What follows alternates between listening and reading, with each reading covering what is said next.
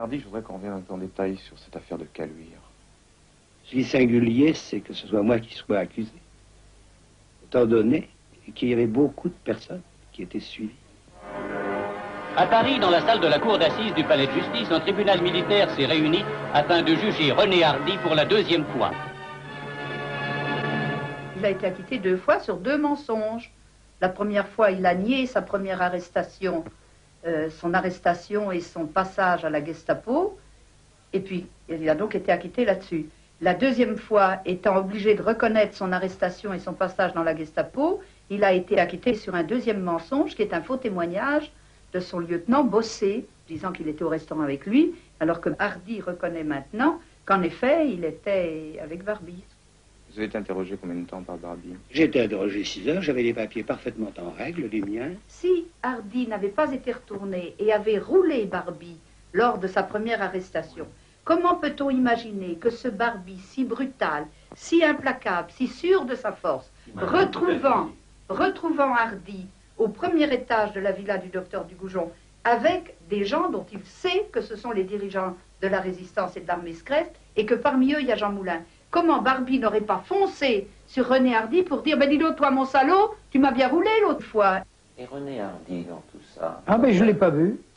Je ne l'ai pas vu, je l'ai vu à ces 2 procès. J'ai témoigné à charge contre lui, d'après les recoupements, les renseignements que j'avais pu me procurer. Je ne l'avais jamais vu. Le résultat de ça, ça a été 2 procès et ce qui se passe aujourd'hui. J'ai fait 6 années de cellule. J'ai essayé de reconstruire ma vie. Honnêtement, ruiné, sorti de prison tuberculeuse, j'ai recommencé. Et je suis sorti de prison avec 150 francs dans ma poche. Alors je trouve qu'aujourd'hui, la mesure est comble. S'il n'y a pas eu un traître au sens auquel vous l'entendez, je pense qu'il y a eu des indiscrétions, des bavardages, des bavassages. Il s'est échappé. Et Hardy s'est échappé. il s'est échappé sur la place, là. Bon, tout simplement au moment de monter dans la voiture. En claquant la portière, le gars était déséquilibré, il a lâché un bout du cabriolet, moi je suis parti avec. J'ai entendu des coups de feu à un moment où je me trouvais une note dans le dos, dans le petit salon. Des coups de feu dont je ne peux pas préciser ni le nombre, ni la durée, 3 ou 4 coups de feu. Comment est-ce que vous vous êtes enfui? Quel trajet Ils avez-vous m'ont fait? tiré dessus. Je suis descendu vers la Saône ou je ne sais plus quelle est. Ah là, oui. Je suis passé dans les jardins. Je ne suis pas absolument sûr qu'il ait conduit les Allemands jusqu'à la maison en question.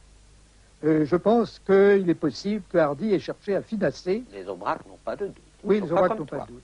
Qu'il ait cherché à finasser avec Barbie et que Barbie l'ait battu à ce jeu. Oui. C'est possible. Enfin, peu importe. Hardy s'échappe. En fait, à mon avis personnel, les Allemands le laissent partir. Bon. Ils emmènent les gens qu'ils ont arrêtés et lequel est Max? Ils ne savent pas. C'est sûr qu'à la base de toute cette affaire, il y a eu des fuites imbéciles, des bavardages, des gars qui au coin d'une table de bistrot racontaient qu'ils étaient de grands chefs. Ils allaient aller à une grande réunion, peut-être.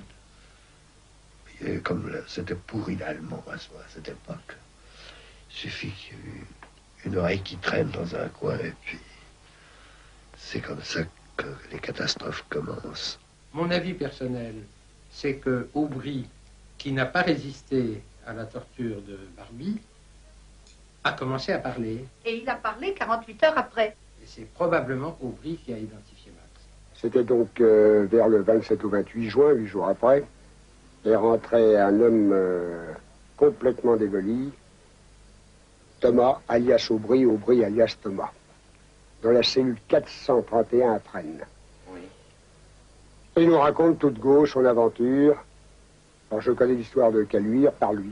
Voilà, dans ma cellule en 9 mois, j'ai vu défiler une quarantaine de personnes. Pourquoi tu es là? Moi, j'ai rien fait.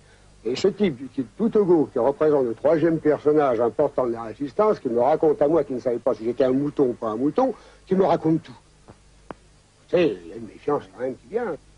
Il y a une chose que je sais, c'est que Thomas Aubry, il avait l'air vraiment d'avoir l'angoisse du coupable.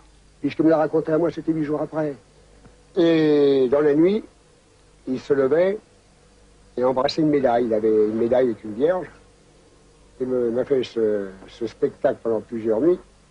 Mais il y avait une chose, c'est que quand il arrivait d'interrogatoire, quand il revenait d'interrogatoire, moi j'étais interrogé pendant 9 mois, j'ai passé 5 fois la baignoire, on m'a jamais donné du poulet, des vivres, des couvertures s'il avait froid. Et lui, quand il revenait, il se bafferait ses petits colis.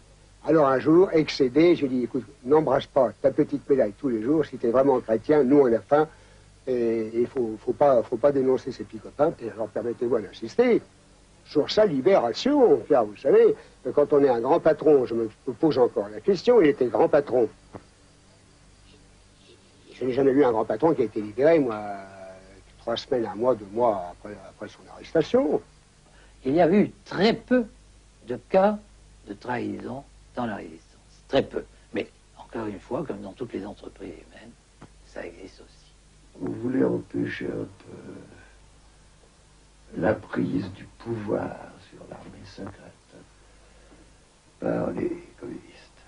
Il y a d'abord une culpabilité certaine, c'est celle de nous avoir caché tout ce qui s'était passé quand il a été arrêté. Ça, c'est la culpabilité fondamentale, parce que ça aurait pu avoir des résultats encore plus vastes que ceux déjà vastes. Caluire, c'est déjà pas mal. Oui, mais Caluire a laissé toute la direction de la résistance intacte.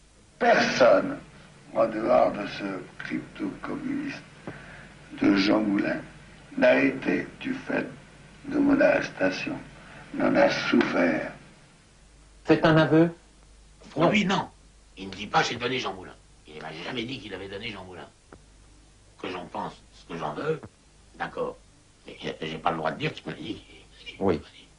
Dans le film de Bâle, René Hardy, ton ancien compagnon, il semble quand même, dis-moi si je me trompe, avouer sa propre culpabilité. Oui. 40 ans plus tard, nous découvrons que René Hardy a servi de bouc émissaire. Premier procès, 1947. Bénouville témoigne. J'étais pas au courant qu'il allait à Caluire. Deuxième procès, le 4 mai 1950. Je reconnais que René Hardy a commis une très grave faute d'imprudence en se rendant à Caluire. 1956, Henri Aubry dépose aux Archives nationales.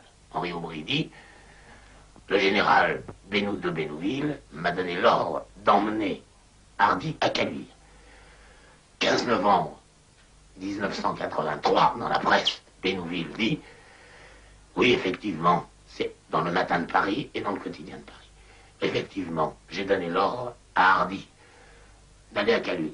C'est-à-dire qu'il lui a fallu 43 ans pour reconnaître ce qu'il avait nié. Je connais tout de même Bénouville comme ma poche, et tous les camarades, y compris les communistes qui les connaissent, te diront que jamais il n'était capable de faire quoi que ce soit de ce genre.